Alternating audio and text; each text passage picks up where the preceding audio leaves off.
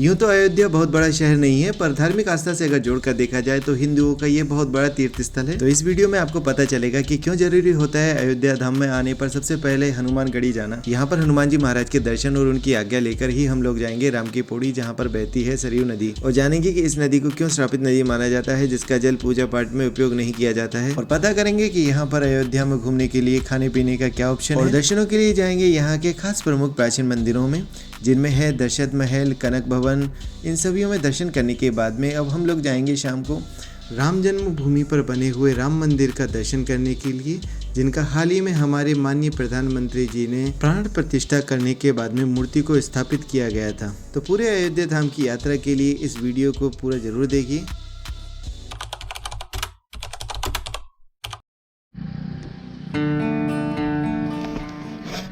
स्वागत है, अभिनंदन है श्री राम की जन्मभूमि अयोध्या से।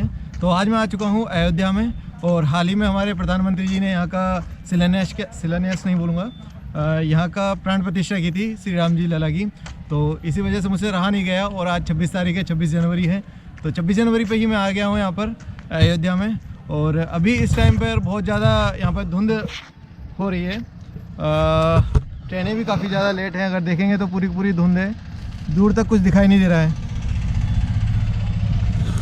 तो स्टेशन अभी कुछ खाली सा डला हुआ है, और करीबन 500 साल के परिश्रम के बाद में ये पल आया है कि हमारे रामलला वापिस से विराजित हो गए हैं। तो बड़ा खुशी का माहौल बना हुआ है, और काफ़ी लोग अभी यहाँ पर आ रहे हैं। कभी ठंड ज़्यादा है, इस वजह से थोड़ा सा कम हुआ है आना जाना।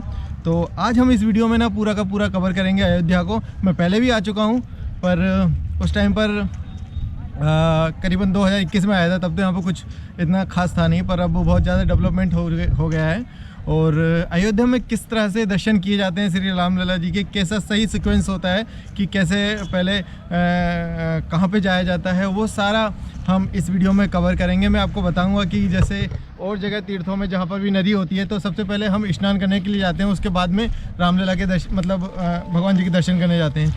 पर यहाँ पर हमें पहले हनुमानगढ़ी जाना होगा, उसके बाद में फिर हम हर की पौड़ी जो यहाँ की राम की पौड़ी है वहाँ पर जाएंगे। और क्यों जाएंगे? क्योंकि वहाँ पर नदी है, तो वहाँ पर नदी का नाम अभी याद नहीं आ रहा है, तो वहाँ पर जाके स्नान करेंगे, क्योंकि हनुमान जी से उनकी परमिशन लेनी होती है। तो इसके पीछे की कहानी क्या है वो वहाँ पर हम जाके पता करेंगे, वहाँ पर बताएंगे। तो आप लोगों को बने रहना है, और साथ में बहुत ही ज़्यादा आपको मज़ा भी आएगा, बहुत सारी जानकारी भी मिलेगी, क्योंकि अब यहाँ पर तीर्थों के आना जाना बहुत ज़्यादा हो जाएगा। अयोध्या की मैं बात करूं तो अयोध्या में 2 रेलवे स्टेशन है, एक अयोध्या कैंट के नाम से जाना जाता है, तो दूसरा अयोध्या धाम के नाम से जाना जाता है। तो सबसे जो नज़दीकी राम मंदिर के पास में स्टेशन है वो यही है, अयोध्या धाम। क्योंकि अभी यहाँ पर यात्री और साधु संतों का आना बहुत अधिक हो गया है, इस वजह से गवर्नमेंट ने रेलवे स्टेशन के बाहर ही ये कक्ष बनाए हुए हैं, जहाँ पर विश्राम कर सकते हैं, रुक सकते हैं। इन्हें रेन बसेरा भी बोला जाता है। अयोध्या रेलवे स्टेशन से बाहर निकल चुका हूँ, और अभी हम लोग जाएंगे राम की पौड़ी नहीं, सबसे पहले जाएंगे हनुमानगढ़ी, उसके बाद में जाएंगे राम की पौड़ी। तो भीड़ अभी बहुत ज़्यादा हो चुकी है, इस टाइप का होता है, कुछ धुंध छाई हुई है पूरे में। रेलवे स्टेशन से हनुमानगढ़ी की जो दूरी है वो मात्र 500 मीटर की दूरी पर है। तो बड़े आराम से यहाँ पर पैदल भी जाया जा सकता है, क्योंकि अंदर अभी किसी भी तरह का वाहन ले जाना वर्जित है। जो भी श्रद्धालु आ रहे हैं उनकी सहूलियत के लिए यहाँ पर इस तरह के गैस हीटर लगाए गए हैं, जिनसे गर्म हवा निकलती है। तो स्टेशन से मात्र 1 किलोमीटर दूर आने पर हनुमान राम मंदिर के लिए ये वाला रास्ता है, और हनुमानगढ़ी जाने के लिए इधर का रास्ता है। तो अभी हम लोग जा रहे हैं हनुमानगढ़ी, तो उसके लिए हमें ये वाला रास्ता पढ़ना पड़ेगा। और अगर आप सिर्फ राम मंदिर के लिए आए हैं तो इस वाले रास्ते से होते हुए ये सामने वाला रास्ता। अगर हम अयोध्या के पौराणिक इतिहास की बात करें तो कालिदास के रघुवंश में ऐसा बताया गया है कि जब राम जी को सरयू नदी में जल समाधि लेनी थी, उससे पहले लव और कुश को अलग अलग नगर बसा के दिए थे, जिसमें लव को शरावती या लवपुरी नाम का नगर बसा के दिया जो कि इस समय पाकिस्तान में है, जिसे लवपुरी से बदलकर लाहौपुरी कर दिया था, और अब लाहौर के नाम से जाना जाता है। पाकिस्तान के लाहौर में आज भी एक किला बना हुआ है, जिसने अकबर ने रिनोवेट करवाया था। उसमें आज भी लव मंदिर है, जिसे श्री राम के पुत्र महाराज लव की समाधि बताया जाता है। श्री राम की जल समाधि लेने के बाद में अयोध्या नगरी पूर्ण तरीके से वीरान हो चुकी थी, इसके बाद में कुश आते हैं कुशावती से और वह वापस से अयोध्या को बसाते हैं। और अयोध्या में महाराज कुश ने राम जन्मभूमि नाम से एक मंदिर बनवाया, जिनकी देख रेख और अयोध्या पर करीबन 40 पीढ़ियों ने राज किया। अब 5वीं शताब्दी में आकर उज्जैन के राजा विक्रमादित्य ने अयोध्या नगरी के राम मंदिर का पुनर्निर्माण करवाया। और 1528 में जब मुगलों का शासन अपनी चरम सीमा पर था, उस समय पर बाबर यहाँ पर आता है और यहाँ के राम मंदिर के ऊपर ही वह मस्जिद को खड़ा कर देता है। तब से यह राम जन्मभूमि विवादित में रही। तो इतिहास को जानते हुए अब हम लोग आ चुके हैं हनुमानगढ़ी, जहाँ पर हमारे हनुमान लाला विराजित हैं। यहाँ पर बैग वगैरह अंदर नहीं ले जा सकते हैं, मोबाइल वगैरह और कैमरा वगैरह ले जा सकते हैं। और बैगों को रखने का जो साधन है या फिर रख सकते हैं तो वो सिर्फ यहाँ से जो प्रसाद वगैरह लेते हैं वो उनके यहाँ पर रख सकते हैं, जमा करवा सकते हैं। बाकी लगेज ऐसा रखने का कोई यहाँ पे साधन है नहीं।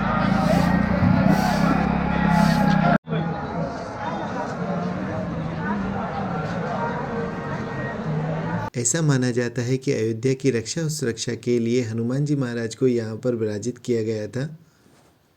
इसीलिए राम मंदिर और किसी भी धार्मिक स्थल पर जाने से पहले हनुमानगढ़ी आया जाता है और हनुमान जी लला की यहाँ पर परमिशन ली जाती है उनसे। इसीलिए मैं सबसे पहले राम की पौड़ी, जहाँ पर सरयू नदी बहती है, वहाँ पर न जाते हुए मैं हनुमानगढ़ी आया था, क्योंकि ऐसा माना जाता है कि सरयू नदी में वहाँ पर भगवान श्री राम ने जल समाधि ली थी और उनकी रक्षा के लिए हनुमान जी बैठे हुए थे।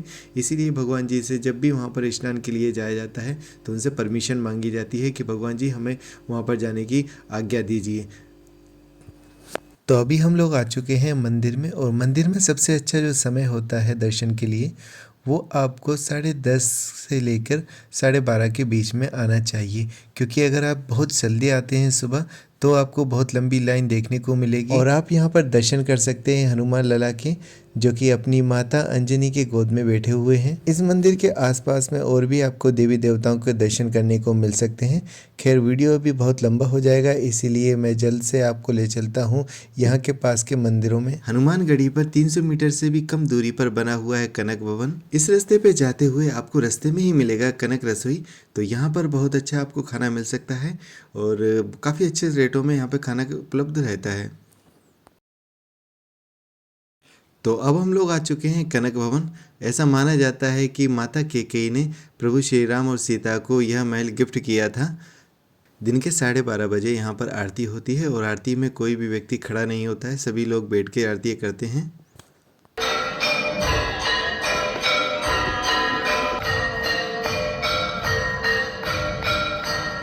इस खूबसूरत महल की सुंदरता को देखते हुए हम लोग आ गए थे पास ही में बना हुआ दशरथ महल। ऐसा माना जाता है कि दशरथ जी यहाँ पर अपनी सभा लगाया करते थे। इस महल की दीवारों और खंभों पर की गई बारीक नक्काशियाँ और इतने सुंदर तरीके से भरे हुए रंग बहुत ही मनमोहक लग रहे थे। अधिकतर यहाँ के सभी मंदिर 12:30 बजे बंद हो जाते हैं, तो टाइम हो चुका था, मैंने दर्शन कर लिए थे और तुरंत ही गेट बंद हो चुके थे। अयोध्या नगरी में भ्रमण करते हुए आपको कई सारे ऐसे मेडिकल कैंप भी मिल जाएंगे। अगर आपकी तबीयत खराब होती है या उल्टी या कुछ भी छोटी मोटी बीमारियां होती हैं तो आप यहां से मेडिसिन ले सकते हैं। हनुमानगढ़ी के दोपहर के दर्शन बंद हो चुके हैं और तब भी देखिए कि भक्तों की भीड़ कितनी लंबी लगी हुई है। तो अब हम लोग लता मंगेशकर चौराहा, जहाँ पर इतनी बड़ी सी वीणा रखी हुई है, ये मेन चौराहा है। यहाँ से हम जाएंगे राम की पौड़ी। ये जो है ना वो आरती स्थल है, यहाँ पर शाम को सरयू नदी जी की आरती होती है। तो ये उनकी पूरी चौकियाँ बना रखी है। यह वही सरयू नदी है जिसने भगवान श्री राम के जन्म से लेकर जल समाधि लेने तक के सफर को देखा है। भगवान श्री राम के बचपन को स्पर्श किया है। बचपन इनका यहाँ पर खेला करते थे, अपने मित्रों के साथ में यहाँ पर आया करते थे, इसमें नहाया करते थे। इन सब के बावजूद भी इस नदी का पानी का इस्तेमाल पूजा पाठ में नहीं किया जाता है। इस नदी को श्रापित नदी माना जाता है। इसके पीछे की क्या है कथा, वो मैं बताने जा रहा हूँ। पौराणिक कथाओं में ऐसा वर्णित है कि जब भगवान श्री राम ने अपने अंतिम क्षणों में सरयू नदी में जल समाधि ली थी, उस जल समाधि को लेकर भगवान शंकर इतने ज़्यादा क्रोधित हो गए थे और सरयू नदी पर आकर उनको श्राप दिया था कि क्योंकि तुम श्री राम की मृत्यु का कारण बनी हो, इसीलिए मैं तुम्हें श्राप देता हूँ कि तुम्हारा जल का प्रयोग कोई भी पूजा पाठ में नहीं करेगा, ना ही कोई देवी देवता तुम्हारे जल का ग्रहण करेगा। और इसी वजह से सरयू नदी का पानी पूजा पाठ में उपयोग नहीं किया जाता है, ना ही इसको लेकर घर पे जाया जाता है। जिस तरह से हम गंगा जल को लेकर घर पे जाते हैं और पूजा पाठ में इस्तेमाल करते हैं, उस तरह से इस नदी के जल का पानी इस्तेमाल नहीं किया जाता है। पर फिर भी इस नदी को पवित्र नदी माना जाता है क्योंकि भगवान श्री राम का इसमें स्पर्श हुआ है। तो ये सरयू नदी को अलग दिशा में एक मोड़ दिया गया है, जो भी श्रद्धालु आते हैं उनको स्नान के लिए, क्योंकि इसमें जो पानी है वो बहुत ही कम है, घुटनों घुटनों तक पानी है, तो इसमें डूबने का कोई भी खतरा नहीं है। तो बड़े आराम से आप इसमें स्नान कर सकते हैं। सरयू नदी के पास में ही बने हुए हैं नागेश्वर नाथ मंदिर। तो ये भी काफ़ी पुराना मंदिर है और शिव जी का मंदिर है, तो यहाँ पर भी आप दर्शन के लिए आ सकते हैं, इनकी पूजा कर सकते हैं। अभी हम लोग हैं लता मंगेशकर चौराहे पर, वो देख रहे हैं आप सामने वीणा लगी हुई है, और ये बाईपास के लिए रोड जाता है सीधा, राम मंदिर के लिए ये वाला रोड जाता है साइड में, और हर की पौड़ी के लिए उसके सीधे साइड में जाता है।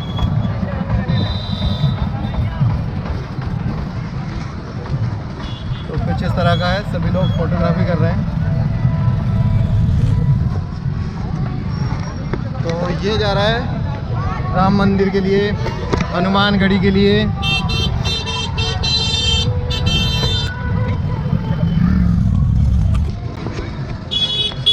नहीं, यहाँ से 700 मीटर की दूरी पर है, मतलब कि 20-25 मिनट लग जाएंगे जाने में।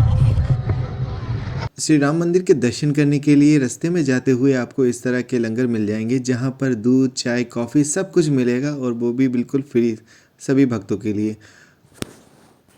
तो राम मंदिर के दर्शन करने के लिए काफ़ी दूर से ही भीड़ हो जाती है, और नंबर बाई नंबर निकाला जाता है सिक्योरिटी पॉइंट से होते हुए। पर यहाँ पर थोड़ा टाइमिंग का भी अगर ध्यान रखा जाए तो आप भीड़ से बच सकते हैं। जैसे कि अगर शाम को 7 या 8 बजे के बाद में दर्शन के लिए जाएंगे तो आपको भीड़ बहुत ही कम देखने को मिलेगी। तो पहले सिक्योरिटी पॉइंट को हमने क्रॉस कर लिया है, जहाँ पर हमारे लगेज की और हमारी चेकिंग हुई थी। इसके बाद में अब यहाँ पर हमें अपने सामान को जमा करवाना होगा।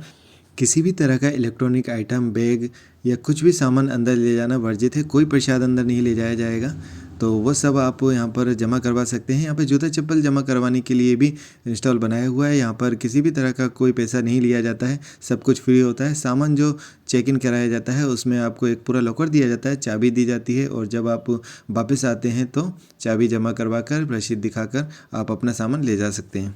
वैसे तो मंदिर के अंदर किसी भी तरह का इलेक्ट्रॉनिक आइटम ले जाना मना है, पर तब भी कुछ लोग मोबाइल अंदर ले जा रहे थे, इसीलिए मैं वापस से आया और मोबाइल निकलवा कर अपना वापस से मैं मंदिर में चला गया था शूट करवाने के लिए। इसीलिए फुटेज थोड़ी सी आपको अच्छी क्वालिटी की नहीं दिख रही होगी, क्योंकि इसको मैंने मोबाइल से शूट किया हुआ है। तो हमारे प्रभु श्री राम जी लला के बहुत ही अच्छे तरीके से दर्शन हो चुके हैं, और अब हमको हमारा सामान जो जमा किया था वो निकलवाना है। तो ये अपन जब सामान जमा करते हैं ना, तो इसका जरूर ध्यान रखें, जिस काउंटर पे जमा किया है उसी काउंटर पे सामान मिलता है। अब जैसे इसमें लिखा हुआ है 12 और यहाँ पे लिखा हुआ है 11 और अंदर कुछ अलग लिखा हुआ है, तो इनका एक बार जरूर कंफर्म कर लें, उसके बाद में सामान निकालें। इसमें लगना पड़ेगा तो।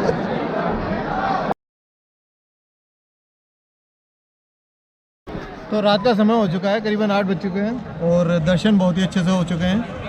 मंदिर को कहीं ना कहीं बनाने में बहुत ज़्यादा जल्दबाजी कर दी गई है, पर हाँ, बनाया बाकी बहुत शानदार तरीके से है। और अगर आप अयोध्या में सुबह 9 बजे से पहले आ जाते हैं तो यकीनन रूप से आप पूरे एक दिन में अयोध्या के सभी जगहों पर दर्शन कर सकते हैं। मंदिर यहाँ पे बहुत ज़्यादा दूर दूर नहीं है, काफ़ी पास पास में बनाए हुए हैं, तो दर्शन बहुत आसानी से हो जाए। मंदिर दर्शन करने के लिए यह समय उत्तम है। अभी 8 बजे हुए हैं और भीड़ बिल्कुल समाप्त हो चुकी है, तो अब आप बड़े आराम से दर्शन जाके कर सकते हैं। हाँ, अगर शुरुआत में आप आते हैं तो आपको लाइन में काफ़ी टाइम तक लगना पड़ेगा, करीबन 3 से 4 घंटे भी आपको लग सकते हैं दर्शन करने में। अयोध्या के दर्शन करते हुए आपको इस्कॉन के डिवोटीज भी मिल जाएंगे, जो नाचते गाजते हुए प्रभुपाद जी को साथ लेकर अपनी यात्रा को पूर्ण करते हैं। और इन्हों से अगर आप गीता लेनी है तो मात्र 50 रुपये में आपको गीता जी प्रोवाइड कर देते हैं। मेरी तरह भी कुछ श्रद्धालु होते हैं जो किसी भी यात्रा में जाते हुए भंडारे का सेवन नहीं करते हैं। तो अगर आप यहाँ पर भोजन करना चाहते हैं प्राइवेट होटल्सों में, तो यहाँ पर 100 से लेके 80 से लेके 100 के बीच में बहुत ही अच्छा खाना आपको मिल जाता है। धर्मशालाएं अयोध्या में इस समय मिलना बहुत ज़्यादा मुश्किल है, क्योंकि श्रद्धालु बहुत अधिक आ रहे हैं और यहाँ पर होटल्स और धर्मशालाएँ अभी इतनी ज़्यादा बनी हुई नहीं हैं, तो उनके लिए थोड़ा सा आपको दिक्कतें हो सकती हैं। और ये है अयोध्या धाम का रेलवे स्टेशन का वेटिंग रूम। तो अभी नया बनाया जा रहा है, अभी डेवलप हो रहा है। तो इस तरह का है कुछ, देखने में बहुत सुंदर।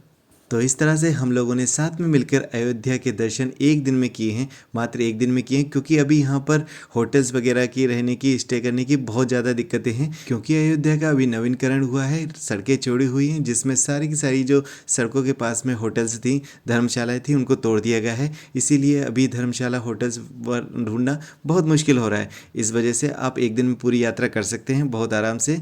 तो अगर आपको वीडियो अच्छा लगा है तो वीडियो को लाइक जरूर कीजिए, चैनल को सब्सक्राइब कीजिए और जय श्री राम जरूर बोलिए। और अगर आपके कोई भी सवाल हो तो आप कमेंट जरूर कीजिए, मैं उसका रिप्लाई जरूर करूँगा। मुझे भी बहुत अच्छा लगेगा और आपको भी बहुत अच्छा लगेगा। Thank you so much for watching.